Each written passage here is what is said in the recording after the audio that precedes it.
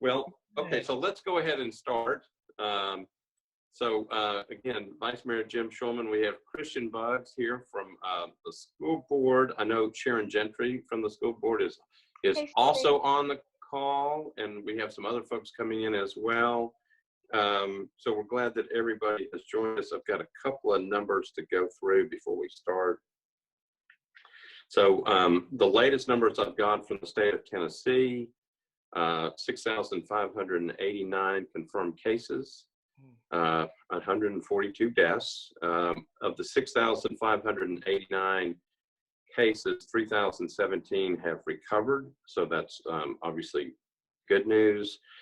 Nashville, as of this morning, latest numbers are 1,680 cases, 20 deaths.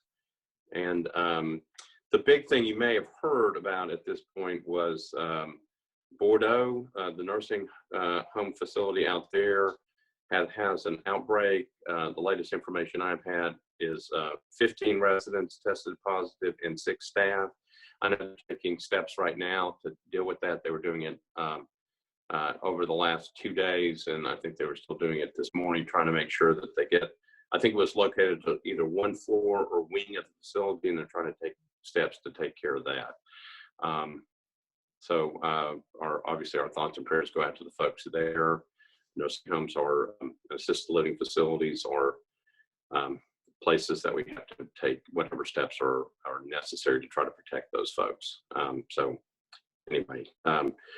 Just keep up with your local news. They can give you ideas of what's going on with that. Those are basically the latest numbers I've got. Governor Lee extended his safer at home until April the 30th. I think I talked to the mayor on Wednesday. I think ours is still through the 24th, but obviously he can extend, and we'll see where that goes. Everybody's looking at the data, the projections, and trying to figure out kind of what's next. So having said all that, we are happy today to have Christian Buggs on the call today. Christian, member of the school board, and we're so pleased that you're here. So let's start right away. So Christian, tell me, I've got a number of questions that have already come in, but just tell me basically what's happening right now. I know that the governor has basically called off the school year, but what's happening with the kids? What's happening with the school systems? What's happening with all the teachers and the principals and so forth? Well, that's such an easy answer. Yeah. So, we sent our kids to school March 11th, and we came home that evening, and the NBA was canceled. Tom Hanks had coronavirus, and in my mind, I knew the world was about to change, completely. But I didn't really know what that would look like. We were still going through tornado relief. So we had to wait until Governor Lee made his announcement to close schools, because if we had jumped ahead of him, had we announced earlier that we would be closing, we would have missed out on some of the state waivers. We likely would have missed out on some of the federal funding that would be coming down.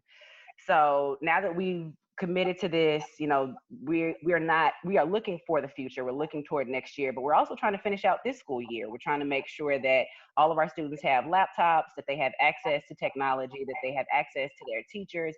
And for those who that's not at all a possibility, we're, making our weekly packets to distribute. So, first we're worried about their safety, their health, their well-being, making sure that they're fed, 2 meals a day, every day.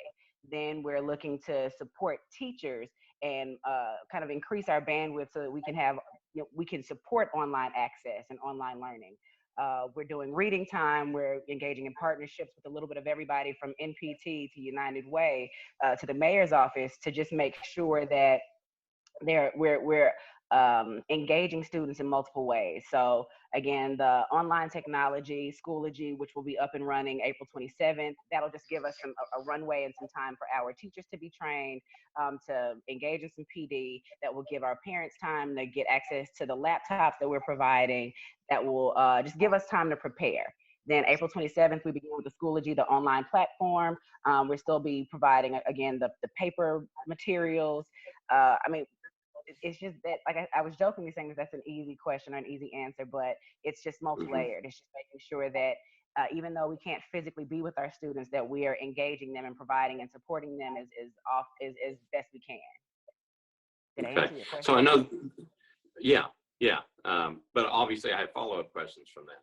So obviously such a different time for everybody, but also for all these kids. So obviously the school year, was going to run until a set date. So those kids, do they keep learning until that date, and then somehow, school just ends for that year? And then probably the follow-up questions would be, do they get report cards? Do they get promoted to the next grade? Do they have to finish something?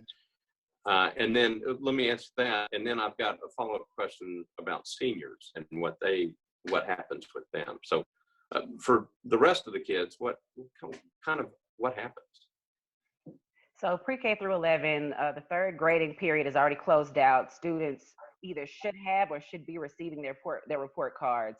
But we are still, that third 9 weeks reporting period grade will be their semester grade, but we're still looking at all the different ways that we can provide opportunities to better their grades, to increase scores, to retest, all of that.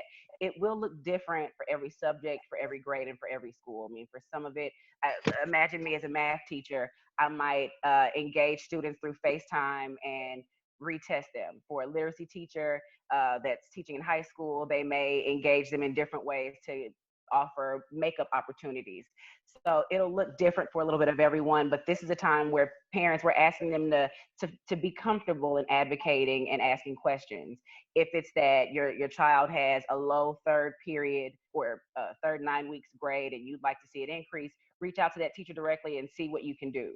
The teachers themselves will likely be doing the same thing, but it just differs. It'll differ for every case. As far as teaching goes, though, we're just going to keep teaching for as long as we can. We're going to be engaging students likely even through the summer. Just for me, even when I taught, I wasn't as concerned with their grades as I was concerned about their learning. What is it that you mastered or that you understand for next year? And no, we're not looking to hold any students back, but we also have to look toward next year and how we're going to do some review, how we're going to play catch up. If there were some standards that were lost or that were never taught in your classroom, how do you make sure that you provide an on-ramp for kids next year? How are you partnering with, if you're an 8th grade teacher, how are you maybe partnering with some 9th grade teachers or some other schools, some high schools, to make sure that you provided as much support as you can for students who'll be transitioning then? If it's that you're a 7th grade teacher looking to partner with the 8th grade teacher, please do that. There are just a lot of different scenarios that I can see us engaging with, but the learning just doesn't stop. We will keep teaching as long as we can, but the unofficial response for the summertime is that I just feel like every week we're extended another 2 weeks of lockdown. So I could see the summertime we spend just disinfecting, continuing to clean, continuing to support and feed kids, but I don't know that we'll be opening buildings over the summer. That's a question that I've gotten a lot. Will there be summer school? Will we be physically able to go into schools? I don't think we know yet, but I don't think so. Well, so I'm looking at some of the questions that are coming from folks now. Question about what does keep learning mean? I think you've tried to answer that. Learning being measured. What about input from parents? Obviously everybody's concerned. Everybody wants to make sure their kids are learning and moving ahead in the right direction. Have you had the chance to have meetings from people like parents and get parental input on this whole thing as well? All the time. So first, let's go back to the measurement. How are we measuring? We're focusing on providing feedback, but not necessarily grades. And that's what grades should be anyway. It should be a way for me to let you know that you haven't mastered a standard or haven't mastered content yet. So I'm going to be providing feedback as a teacher, but it won't necessarily be graded unless you need that grade to help you. So that's first, that's a way for measurement, is just to be asking for feedback. As far as parent engagement, I talk to parents every single day. Now, one thing that I will say is, because I am, a working parent, stay-at-home parent right now myself, no, I'm not reaching out to every single parent I know. I just don't have the bandwidth or the capacity. So I try to put my number out there. I give my email address. But if people are looking for me to call every single parent, we just can't. So we're asking parents to engage us. We're asking parents to send us your questions. As far as MMPS communications, we're sending out emails every single day. Dr. Battle, Sean Braystead from MMPS Communications, they're sending something out every day. So I would ask parents to be reviewing those emails. If they don't have access to email, to call me and I can connect them in different ways. I mean, we are providing regular updates. But if parents need more support, we definitely can help offer that also. It'll just be on a case-by-case basis. So one parent that I had contact me has 6 kids and only has 2 pieces of technology at her home. I completely understand the need to, and one of them she has to use for work. So I completely understand the need to engage her in a different way than I would maybe a parent who has 1 child but doesn't have access to internet. And so I need to help her in a different way than I would help the first parent and everyone in between. Okay. Couple other questions that are coming from this. I guess, yeah, because we have the same type of issue that, you know, people are sending us information and everybody's running around trying to do lots of different things, and sometimes it's hard to get back to everybody. But if people have done surveys or if there's information from parents or groups of people, what's the best way to get that whole bunch of information back into the district so that people can provide feedback? It depends on what they feel most comfortable with. I mean, they can respond to MMPS communications, to the emails that they get. They can respond to their principal. Like I said, I make myself available. If you don't feel comfortable with me as your school board representative, send it to another school board rep. There are just so many different options. I mean, like I said, teachers, principals, reaching out to Dr. Battle directly, reaching out to a school board member directly, reaching out to chiefs of staff. I mean, the list goes on and on. Okay. All right. So I know that Brenda Wynn has joined us. Frida Player, who's also a member of the school board, has joined us. And Councilmember Berkeley Allen is on the call. So thank you all for joining us as well. Okay. So let me ask you this. Is there an official end to the 2019-2020 school year? Is there some official date where the school year actually will end? That's a bit of a nuanced question that we really don't have an answer to yet. I mean, officially, as far as the state is concerned, you know, the school year is over. We've got the waiver for 40-day year as opposed to 180 days. But we know we're still teaching, we're still engaging. I'm not sure that we'll say that we'll stop engaging students officially on May 20, whatever. So please allow us to follow up with you on that, but we don't have one yet. Okay, so let me switch, and then we're going to talk about the summer, and then we're going to talk about the future. And I understand that I keep freezing on the screen, so sorry. That's just my normal appearance. Okay, so for seniors during this year, what happens? Do they, do they get a graduation? What happens? What's the plan for that? We don't have an official decision yet, just because so much of this will be determined by if the curve is flattened and if we're allowed to be back outside or social distancing orders kind of decrease. But there have been a lot of different options thrown out there. I mean, I've had some state legislators reach out to me and suggest that we have one big drive-through graduation at Nissan Stadium. I've had some suggest that we do something at Bridgestone. I mean, there are a lot of options, but a lot of this is out of our hands. It'll be based on what health precautions we still need to take. As far as them graduating, seniors are where our largest focus has been, because we need to make sure that those young people are ready to transition into adulthood. So a lot of it has been making sure that they had laptops first, and that they had access to technology and Wi-Fi, and then engaging them at a higher level, providing them opportunities to retake tests. But then we also have been in communication with the College Admissions Board and the NCAA. I mean, a lot of what we decided had to be based on what college admissions would allow us to do, what the state might allow, what the GRE, ACT, SAT, what all of that, what they said, what these decision makers allow. We're going to support them as best we can to make sure that their grades reflect every opportunity to advance. We're going to do everything that we can to support them in retakes whenever those open up. We know that the AP test says that they'll be offering the tests, but it'll be open notes. So we're going to support any student that's already taken an AP test. Aside from that, again, a lot of this will be a lot of what happens next be determined by state and federal mandates.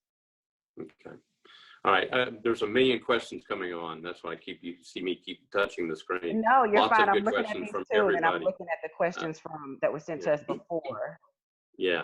Well, so let's switch over for a second because people were talking about the transition between this year and the next school system. So, okay, so let's say that, this school year ends sometime in May. We figure out what happens with kids in terms of moving up and then seniors graduate and so forth. Any plans? I know you've mentioned during the summer. And then can you transition from the summer into, it's like everything else. We are, in terms of, metro government, we've got a budget ahead of us. We've got things happening right now. But the best advice that I've heard through this whole entire period is that you try to stay several steps ahead. Right. So talk about the summer and then maybe lead into whether you all even have had a chance to figure out, okay, the next school year. What happens this summer? Have you got anything for that? And then have you talked about what may happen in the next school year? So part of the issue, now that I'm in this position as a school board member, as an MMPS leader, I understand the need to not put out what we think might happen because people can take that rumor and spread it as fact. And then something might change and we can't do what we thought we could do. So we have a lot of different options on the table, but again, it's all dependent on what the state says, what the federal government says, and then what the health department and CDC say. Are we allowed to engage in summer activities? For many of our students, we have to meet them where they are. We can't expect them to get online even over the summer, or if Comcast is no longer offering the free Wi-Fi, if we can't meet them at parks, if we can't meet them at schools, then they don't have the access that every other parent or every other family does. So we really don't know yet. We have a few different plans, a few different options, but nothing that we're ready to communicate yet until we get the go ahead. And what was your second question? I'm sorry. Second question was, okay, so as you're trying to deal with the end of this school year and then the summer, on ramp for next year. What about next year? What do you all know about next year? And then I'm going to come back and then we're going to talk about the budget and we're going to talk about this $100 million question that's floating around. But actually, all of that will bleed in together because we do have financial restraints. To feed our students twice a day we're spending an extra $250,000 per week. At the same time, we're being asked to find $100 million in savings because that could potentially, that will definitely impact our students. And then as we look to next year's budget, what will happen as far as technology goes? If we're giving our laptops to seniors and even to our third grade through 11th grade students, they're not able to give them back to us, or something is broken or anything happens, then how does that impact our budget? We don't want this to negatively impact families more, but we also have to be thinking ahead for next year's students, next year's teachers, next year's learning. So this is another situation where we have different options. We're talking regularly. Dr. Battle is in phone calls and having conversations every single day with other similar districts, but then also with decision makers, like I keep talking about the College Board, NCAA, the commissioner, State Board of Ed, all of those people who really will impact what we do next. So we're planning for next year and we're engaging teachers, but we can't really communicate decisions yet because no decision is our own. Most of the decisions are hampered by someone else can or cannot. Okay, so it sounds like in the midst of all this stuff, you're trying to deal with this year, figuring out what's going on with the summer, and then trying to figure out next year. There's a lot of stuff, a lot of moving pieces going on. Right. Specifically on the $100 million. So the Metro Council gets its budget. We'll probably get the budget from the mayor next week.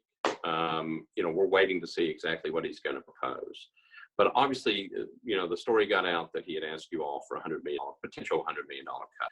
Don't know what that's going to be. You all are trying to meet and practice social distancing and get together. And I know you probably don't have details to share exactly right now, but have you all been in discussions, it sounds like with Dr. Battle, to try to figure out what are the possibilities?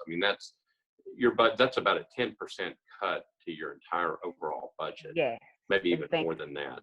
Yeah. I mean, so It's about 11.1%. tell me how you would, I mean, every year you always, and we know that you're going to be asking for additional money, and we know that you need it. How do you deal with that type of percentage cut like that? Good question. So I will say it's not a cut. He is asking us to identify savings, but when I heard it, my first thought was, oh, he's taking $100 million from us. That may not necessarily be the case, but I think that's what we're trying to plan for. So we won't be blindsided, but we're identifying all potential non-personnel cuts. So, there are some things that we benefit from by having the schools closed right now, in some ways that's benefiting us financially. And, we've of course halted travel and any other expenditures that are just not necessary right now. And I think we've identified quite a few, but we still have a lot more that I think people look at the large number, almost $900 million, and they think, oh, that's a ton of money. But when you think about it, and you have a school like Buena Vista that is one of our neediest schools because it serves all of our homeless shelters, and it's the school that I'm going to be sending my Christopher to, we're only spending about $8,000 per child, where our private schools are able to spend more like, $20,000 per child. So we're trying to identify savings, but for the most part, they're just not there because we're operating on a shoestring budget. And I'll admit that we as a school board maybe didn't put our best foot forward over the past 2 or 3 years to make the case that we need more funding. But that is exactly why we were asking for the property tax increase a couple of years ago, not because we wanted the money, but because we really needed it. I mean, it would have been great if after the tornado, we were able to, immediately be boots on the ground, provide access to technology, be thinking ahead for laptops and, ways to engage our students. But we couldn't. We were trying to just think about feeding them. And then we had the corona outbreak, and that only doubled down on, those were two natural crises, two natural disasters that we hadn't expected to impact us. And now we're stuck with not even half of what we need. So we've identified some savings. There's no way to identify $100 million in savings without, I don't know, burning a school down. So and I'll say this, we engage our students, every day. Dr. Battle has her cabinet of SGA representatives and student ambassadors that she meets with to kind of get their input, and they've come up with a couple of good ideas. We have our student interns that we engage with. We had a virtual town hall that actually began as just a student town hall, and we expanded it to the Nashville community. So engaging our students has been really helpful, and they've been really thoughtful and intentional, but there's just no way for us to find $100 million when we're as needy as we are already, and now we're on the back of, two crises. Well, again, from the council standpoint, Bob Mendes is the chair of the budget committee. I'm very glad he's there. We've got some very good people on that budget committee. Berkeley Allen's on it. There's going to be a lot of discussions over the next, 2 months to try to figure out how we're going to pull this off. All right, so let me switch to something. A question just popped up that I think is really good. Talking about the tornado that impacted a lot of children in the Metro Nashville public school system. A lot of those families are already facing some difficult issues, choice quality access issues. Yeah, some of them at low performing schools, and some of them didn't necessarily have access, to the tools that other kids have. And so the question is, what are we trying to do about that? How do you reach out to those families who got displaced and maybe don't have the necessary, So I thought that was a really good question. No, it is. And there are so many just layers to this conversation. So one thing that I've learned over the last 4 years in this position is that I've really got to humanize the issue. I've got to really meet people and pull on their heartstrings and make them understand that just because you're not experiencing the trauma or the ills or the life that some of our children are, doesn't mean that we shouldn't still be mindful of what's happening to them. And so a couple of years ago, we tried to shift funding to make it more equitable. We tried to because we had such a low budget, because we weren't getting everything that we needed, we tried to shift some of that money to our neediest schools to make it more equitable. And there was an uproar in the community, because we didn't get the money that we requested and that we needed from the city and the state. It's like MNPS started to eat itself. We started to say, well, my school wants and needs this. The entire time, there are schools and districts and communities that traditionally have not had the level of advocacy that other communities and other neighborhoods had. So they haven't been getting the funding that they needed. So we are scraping the bottom of the barrel, trying to piece technology back together to offer them to as many students as possible. I should go ahead and note this, though, that the reason we're not starting with the online platform until April 27th is because, again, we're trying to provide this on-ramp for training for teachers, and we're trying to allow parents time to come and collect laptops. So we took care of our seniors. As far as we know, all of our seniors have technology now, but now beginning Tuesday the 21st, 5th through 8th graders can begin collecting laptops. Just call us at 615-269-5956. And I'll probably type this in the chat so people have the number, 615-269-5956 to reserve a laptop. We're going to limit 2 per household, but they can collect those beginning the 21st. Then 3rd and 4th graders can collect theirs beginning the 27th. And then we'll be doing paper materials for K through 12. And then, of course, every grade will have access to paper materials. We print them off every Monday. We distribute them. If parents or families are having a hard time getting them, we actually do have some volunteers that are driving around the city and dropping off paper materials. So just feel free to contact me. Again, I'll leave my number. It's 525-5371. You can find it on any of my social media, 525-5371. Feel free to call or text me, and I can connect you with people that can bring something to you. Or if you know of a family that doesn't have access, I think this is just a time for the community to really lean on each other. This isn't a time for us to fight or bicker or point fingers or say, you didn't do something and I shouldn't have to. Let's just kind of work together. If you know of a family in need, reach out to me and I'm happy to help. But this is what equity or inequity looks like. This is what it feels like. We've been trying to shout from the rooftops that just because everyone isn't experiencing or seeing it doesn't mean that it's not there. But unfortunately, the community has been kind of late to understand that, but at least I think we're beginning to understand and accept it now. So let's just all do our part as community members. Yeah, I agree with all about not fighting and everything else. We should be doing that all the time. This is a good time to regroup and go, you know what, we do better when we actually try to get along with each other. Right. So remember that, a year or so down the road that we all are supposed to work together. That's really important. I wonder sometimes, it sounds like Washington is back at it again. It's like, it's so much better if everybody just tries to get along. Okay, so one quick question and then the bigger question. First question is, obviously everybody could call you if they're having trouble getting laptops or the paper material, but is there a central number that if people out there who are listening get this and go, I'm having trouble getting access, I think my kids are supposed to pick up a laptop, blah, blah, blah. Is there a central core number that people can call for the school system that has the information where people can actually call and say, I'm in this particular school district, my kid goes to, Andrew Jackson. What am I supposed to do? What are my kids supposed to do? What are they supposed to have? And where are they supposed to be at this point in terms of their learning? So what's the best way to find that information? So that number that I gave, the 269-5956, I think would be a good place to start. The MNPS number that's listed online is 271-1742, but I myself have never called that one. So I think between those 2 numbers, you should be able to access someone that can connect you with someone else. It just may be a series of connections. But yeah, let's start there, 269-5956. Okay, so let me ask you another question, which I don't know and you may not know either, but if people, let's say they can get online, is there a place on the MNPS website that people can link up to that has some frequently answered questions, that has some of that information on there, or do you know? And if you don't, we can always put it on the chat thing. Yeah. I'm not sure, so I can follow up with that because we'll be sending this recording out. I can add that in, but I know MNPS.org/school Schools has been one that we've been sending people to, and then it has several different links. We have a coronavirus link on our website, and I think all of those will connect you to different links that will go to a FAQ page, that will go to numbers that you might be able to call, provide different access.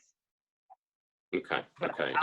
One of the things that's so important, I always think, is that the more information you can get out there, the more places where people can get access to the same information, so everybody is working equally and everybody gets that information. And some people I know don't have access to the internet, and so there may be a place that they can call to find out that information. All right, so that leads into the biggest question that we got throughout before, and I was getting it online, and you've been talking about it, but it's questions about gaps in learning. Particularly, I had a question, I think, from Noah. What kind of guidance assurance can you give us that students of color will receive equitable support through implementation of social emotional learning and restorative practices? Obviously, nobody last year saw, if you go back to the summer, no one would have expected this thing to be going on. Once it started, we can all go back and go, well, like China started, maybe we should have seen this coming this way. But, we were moving. This was already an issue back then. Now we've got people at home, and we're not sure when everything is going to start back up and everything else. How do we deal with this? And then I'll add one caveat to it. While we're all being safer at home, and while some people are, essential workers and other things, it does give people the chance to kind of go back and relook at how things are done. So is any of that being done right now? But the bigger question is, in a time like this, where we already had concerns about gaps in learning, how do we address that? How are we addressing it, and how do we address it? There's so many layers to this conversation. It's like every time I think about equity or I think about inequity, it kind of makes my blood boil a little bit, and I get really excited. So if I start talking fast, just flag me down, because this is my passion point. So we could do a lot of shoulda, woulda, couldas, but we shoulda, woulda, coulda been getting the funding that we need. We shoulda, woulda, coulda been supporting the MMPS leadership as they wanted to transition to more equitable funding measures. We shoulda, woulda, coulda been actually advocating for students to get the services that they needed, the technology access that they needed, the advocacy that they needed, but we haven't. These are community issues. These are not just happening at the school level. These are happening at every aspect of life. Black and brown people are ignored because we haven't typically had a way to advocate for ourselves. We're beginning to be more savvy about the systems that impact us. But if you're in a traditionally, historically, a systemically under-resourced community, that likely means that your neighborhood school has been under-resourced.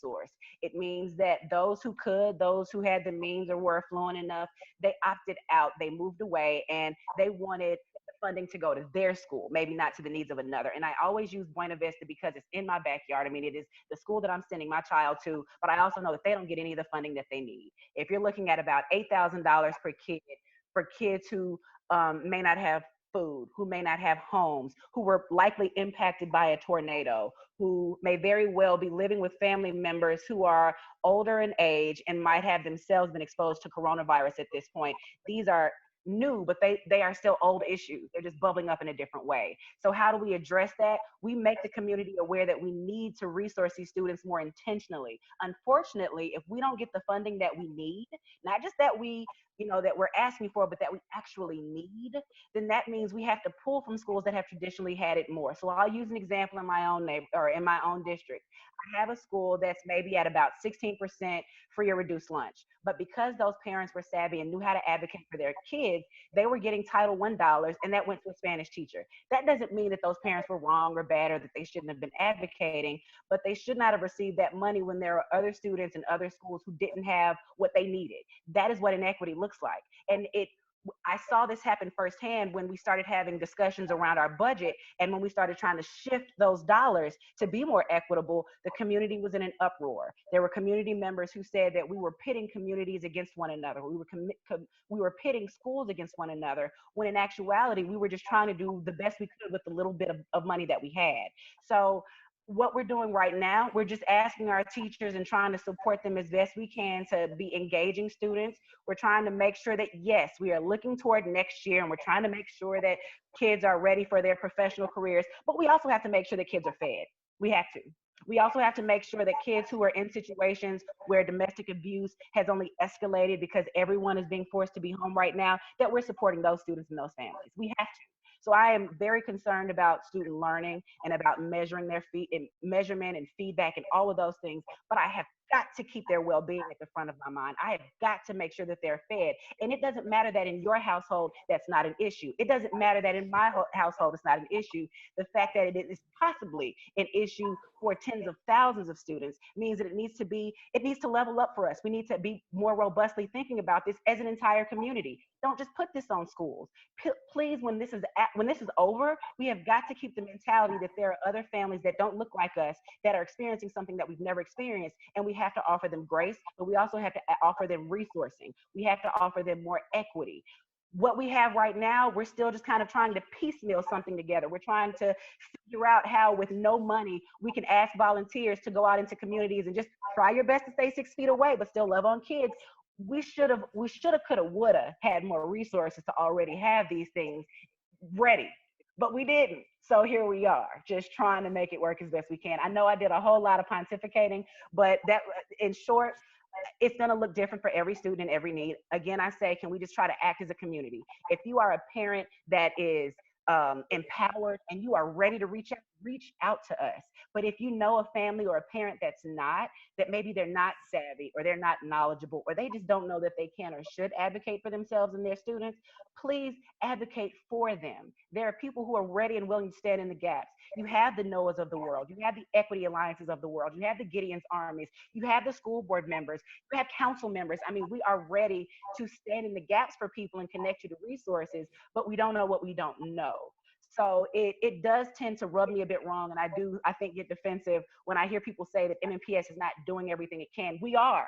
With the little bit of pennies that we have, we're trying to rub nickels together to do everything that we can, but we're depending a lot on volunteers and the philanthropic community to help support us because we don't have the money. And it's hard for me to say to a bus driver who's already not making $15 an hour, it's hard for me to say to him that he has to go to a family or has to go to a parent, drop off paper materials, drop off meals, and then offer social emotional learning supports because that's just what we need to happen right now. But if I can engage volunteers to help us with this, then we can tackle the needs of hopefully every family.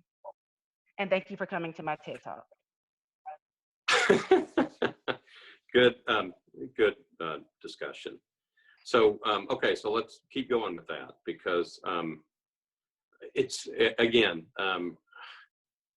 if you go back and we can go back a little bit. I know we can't go back and fix things. We have to start where we are right now. But, as we were leading up to this year, lots of talk about property tax increase, just basically forget what's happened now, but concerns about teacher pay and about making sure, I personally had a big concern about teachers having to pay out of pocket for school supplies. There was a lot of work that I know was being done to try to deal with this. Okay. And then you've got concerns about how do we properly fund the school system so you can get things done. Now we're in this big financial uproar where we have to somehow, and it's sort of, I think you said piecemeal, it's like we're having to piece this thing together because we don't know what the immediate future is going to hold. So we almost have to just patch it together until we can work our way out of it.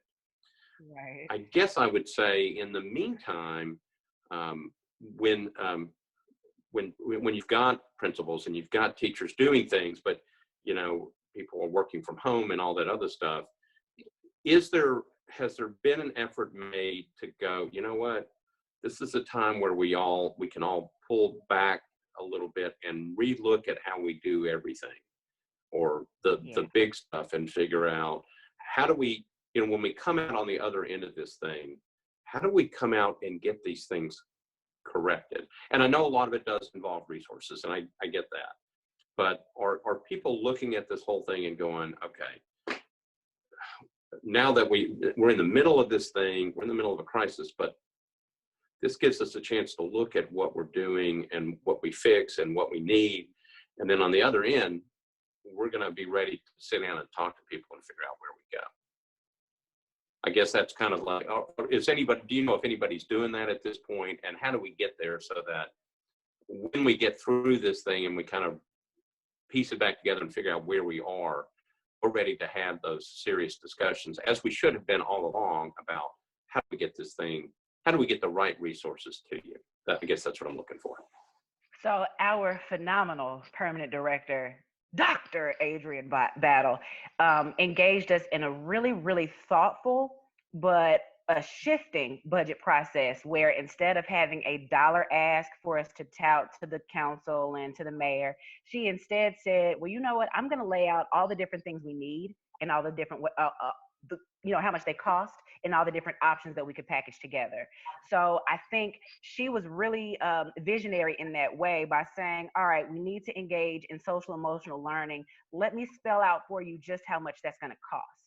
Let me show you what that's going to entail, the type of professional development, because one thing that typically gets cut, because we don't want to cut people, we don't want to cut personnel, we tend to cut professional development.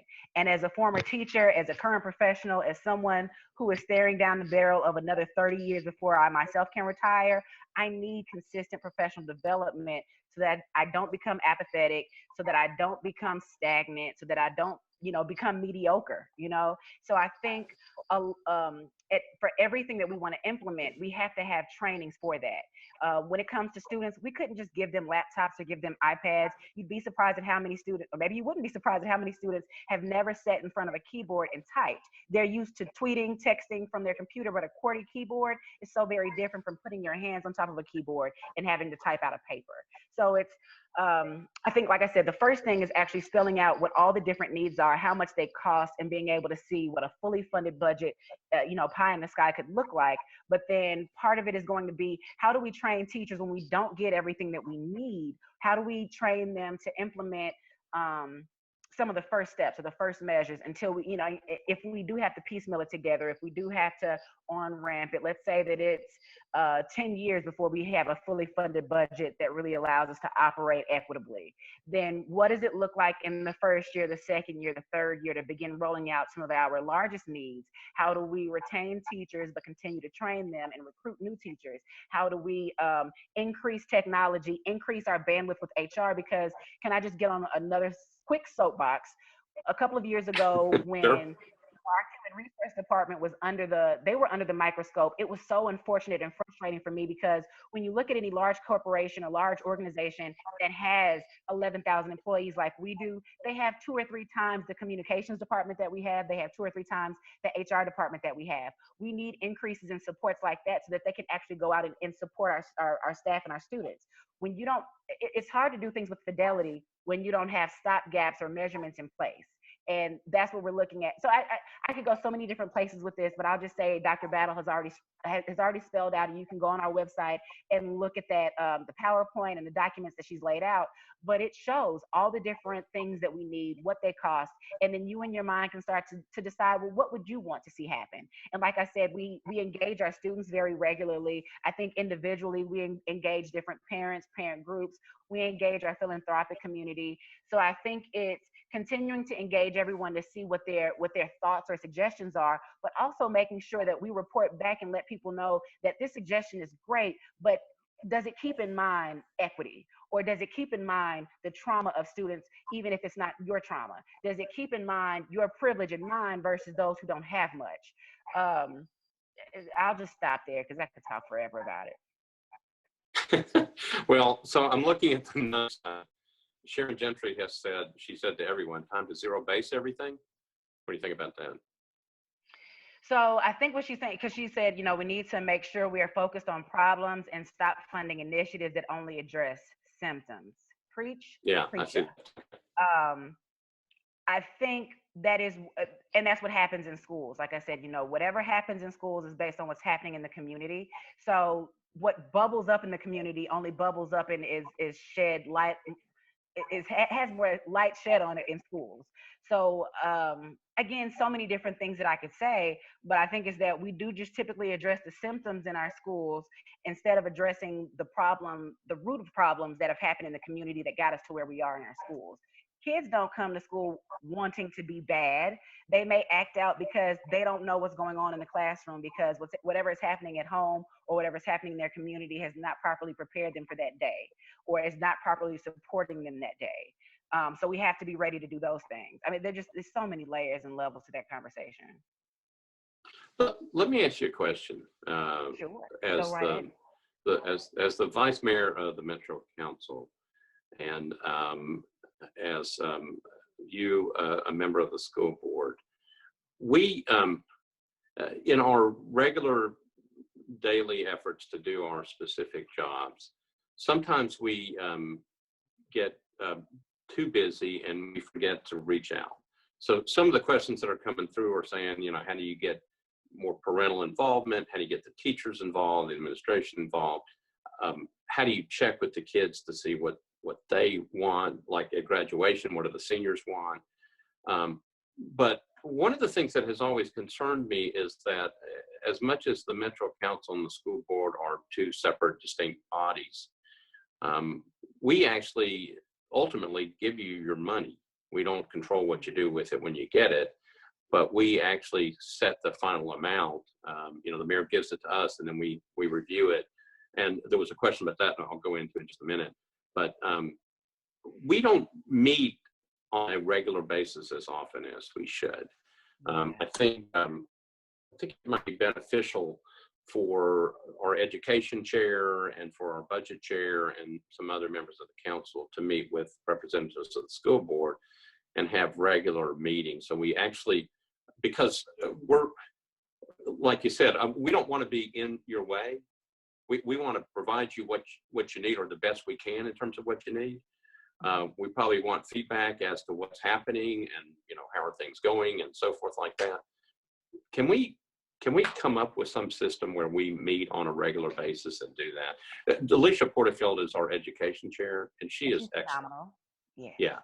So can we agree right now to do that so that I don't have to make more. Don't you tempt me with a good time. Yes, we can. And okay. It was so confusing to me when I became a school board member, just understanding all the moving parts. I'm like, so they give us our money, but we don't ever talk to them? Oh, okay. That's odd. So yes, I think it would, in my mind, it would be very reasonable for us to at least meet quarterly. I think that, I mean, minimum. I think a bit of it could be reporting back, but then a bit of it could be just, you know, conversation, building relationships. It could be us meeting with the education team, but it also could be us giving presentations and vice versa. You all giving us presentations so that we understand what the needs of the city are, so that we can kind of work together. We're so separate, and we shouldn't be. Like I said, whatever's happening in the community happens in schools. So it would only serve us best to be talking as colleagues, to be saying, well, this is what I'm seeing in the northern part of the city. What's happening on the council side, and how can we work together to fix this? Or the southern part of the city is having this type of issue, but West Nashville is not. How can we work together to kind of rectify that or make things more equitable as city members?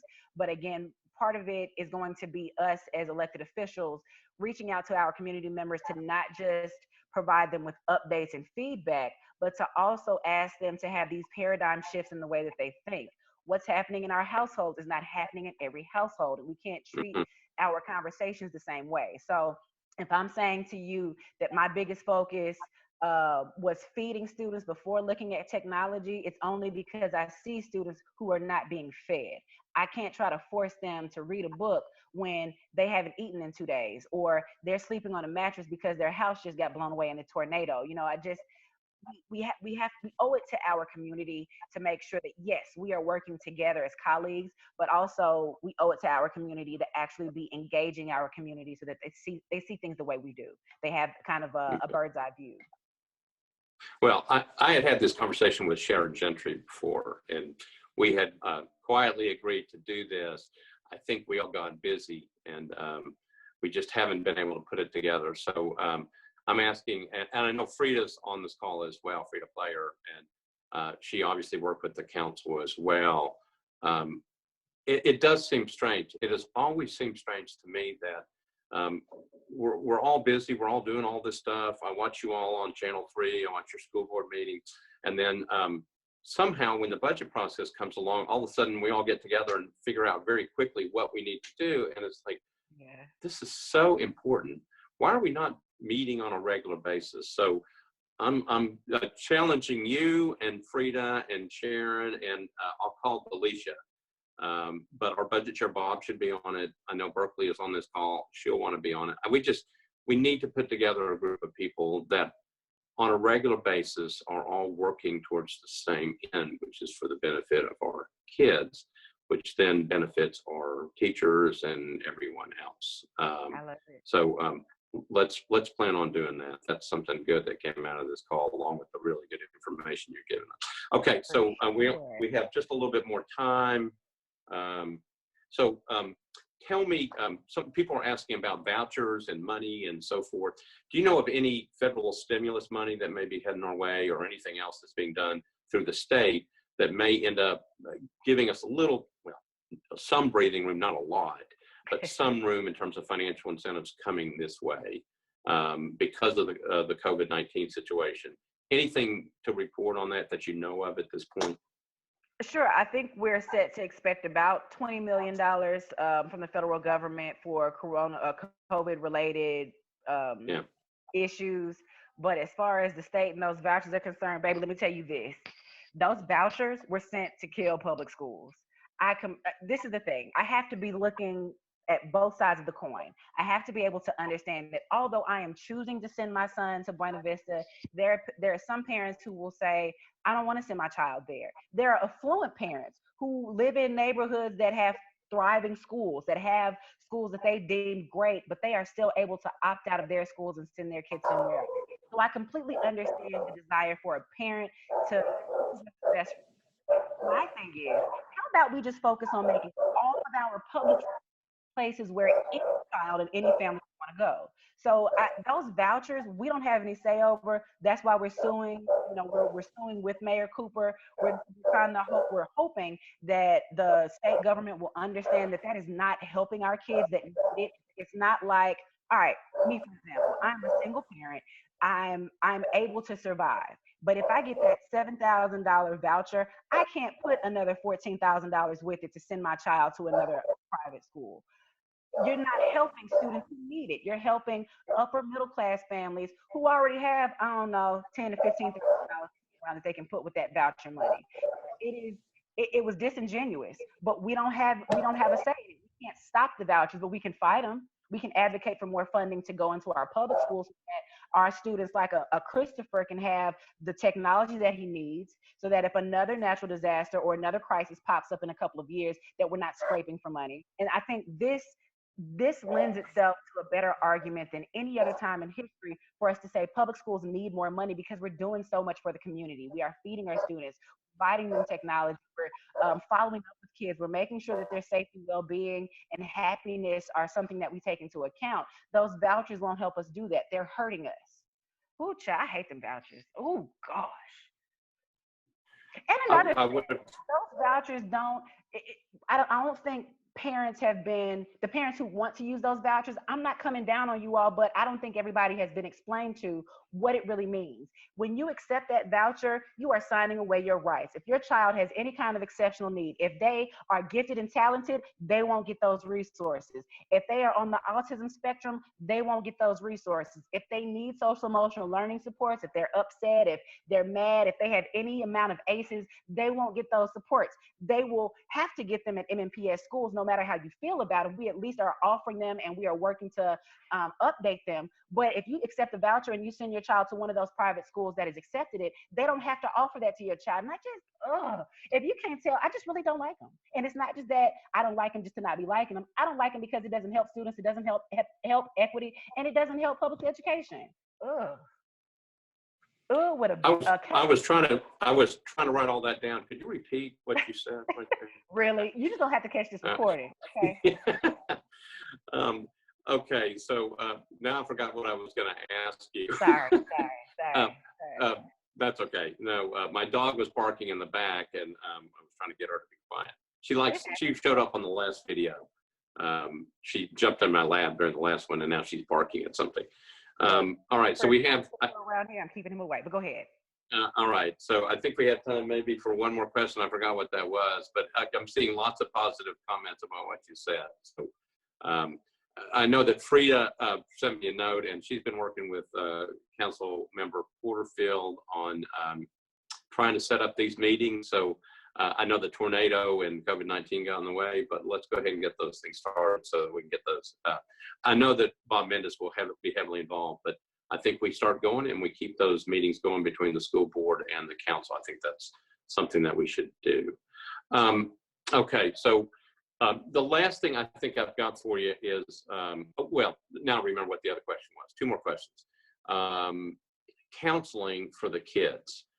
Somebody asked about that. Counseling for the kids as they start back maybe next year. Anybody been talking about that, how to deal with that? I mean, it's hard enough for everybody going through this right now, but any discussion about how to kind of, again, how we're going to get those kids kind of back into their routine, whenever that may be? Sure. So I'll give you the political response, the educator response, and then I'll give you the neighborly response. So first, after the tornado, we had to consolidate a couple of our schools because of the damage, right? And we had counselors on site. We had volunteers on site to help with the transition. We had some volunteers that helped with cleanup. You know, students made signs for other students across the city saying thank you, or saying that, you know, we love you, we hope you're okay. Those kind of things really do help. But so we're already thinking through what that will look like if we don't get the funding that we need for extra counselors or for extra counseling, how we'll kind of fill in the gap. But then my neighborly response is, be prepared to volunteer. If you have any amount of time, it would be great if you could come to our schools. I have what's called a lunch buddy at Fall Hamilton, meaning I come once a week and I have lunch with Tyler and we talk about her day, and, you know, I act as, you know, a stopgap for her. And so if you have time to have a lunch buddy, to volunteer some of your time to read to a class, if you have any kind of counseling experience and would really be willing to do anything pro bono, if you know of a counselor that would be willing to, I think all of that would help. But, you know, we're staring down the barrel of potential cuts to this year's budget and potentially having not close to what we need in next year's budget, even with the property tax increase. I think we have to be ready to lean on the philanthropic community and the community at large to help us with some of these, because they're not going to go away, as some of these people in the chat have been saying. But our kids need caring adults. You don't have to be a certified teacher to be a caring adult that helps. Got it. Okay, so let's end up, and then I've got one thing I got to announce about next week, but teachers, such an important part of this whole thing, and the staff at the schools. What are we doing for them? How do we make sure that they understand how appreciated they are? I know that we've had these discussions about trying to get these raises in there. Well, obviously we'll have to see what happens with the budget, but overall, what do you say to teachers at this point, to the school staff? Teachers, I love y'all. I appreciate what you did, as underpaid as you were before. And one thing that I try to have to make sure that I calm down before I respond when people are like, these teachers aren't doing what they need to do. And it's like, well, these teachers are just as traumatized by all of this as you are. They're just as stressed as you are. Many of them have their own kids that they are not only trying to teach, trying to keep from choking, like me. Some of them have a lot of added pressures now. You know, they're working from home, but they also have children who love them and who they love, but who they're probably running up the wall, you know, just because kids talk a whole lot at home. They eat a whole lot at home. So anyway, I think part of it is that we have to remember that we are all human and that we really are all in this together. We're all stressed. We're all ready to go to a beach, have some type of vacation. We all could use another hustle if you're someone who is used to being able to go to a second job that's closed down for now. So we all have at least a little bit of added stress. So remember that people are human, but also thank you, teachers. I mean, if you need some help or support, feel free to reach out to MNPS. You can always reach out to me, any other school board member, to connect you with someone. If you just need to vent, that's also helpful. We just appreciate what you're doing for our kids. I see all kind of things online. I saw even during our spring break when we were closed, you know, that first week, that we had teachers and principals doing drive-bys with their kids, you know, just honking in the community, waving signs, saying we love you, we miss you, those kind of things that aren't televised. that everyone isn't promoting, but I see because I follow so many of them. I thank you for it. And whether anybody else tells you thank you, we thank you. We need you. We need you. Don't quit. Don't leave us, please. Got it. And we thank everybody for listening. We thank the parents who are involved in this as well, teachers, school staff, administrators, school board. Kristen, you've been great. Thank you so much for doing this. I will tell everybody that we expect to get the mayor's budget within the next 2 weeks because it has to be filed by the end of the month. Keep an eye on it, and then we'll start working on it in May and June. We're not sure what that schedule is going to be, but obviously the school board and the school budget is going to be really important in all this. So, so let's see where it goes. These meetings are going to start. That's a good thing. Keep up the good work. Stay safe. Next week, we've invited Butch Spirited, who runs the Convention and Visitors Bureau downtown. And so Butch is going to be on there answering questions about what's happening and what he might see in the future for the city. That's obviously an important role as well. It's an important economic driver, which helps drive everything else, including getting money to the school system. So Butch will be on next week. I know we'll be sending out emails about that, and we'll put people back on, and people can send in questions. Again, Christian, thank you. Sharon, Frida, Councilmember Allen, Brenda Wynn, everybody else, thank you for doing this. This has been really good and very important, and everybody stay safe. I'm sorry. Sure, yeah. So I've seen a couple things about teachers not reaching out. If you haven't been contacted by your teacher, again, feel comfortable, feel empowered to reach out to the principal or even to reach out to your school board member so that we can take note and connect you to another teacher. There are so many resources in this community. We have 167 schools. We have 6,000 teachers. We can connect you to a teacher that will help you. Many of them are making lesson plans and sharing them around. We have this thing called the Educators Cooperative, and they're really being helpful. So there are ways for us to support you, even if your individual teacher isn't doing what you think they should do. And as much as I love teachers, and I want to thank you all, I appreciate these parents too. Thank you for giving us grace. Thank you for supporting us during this time. Please just continue to stay engaged and let us know if there are other ways that we can support and help. We appreciate you. These kids talk so much. Everybody stay safe. Have a good rest of the weekend. It's supposed to be sunny this afternoon. Keep practicing safer at home. Keep practicing social distancing. And we'll see you on this thing next week. Okay. Thanks, everybody. Thanks, Christian. Okay, bye.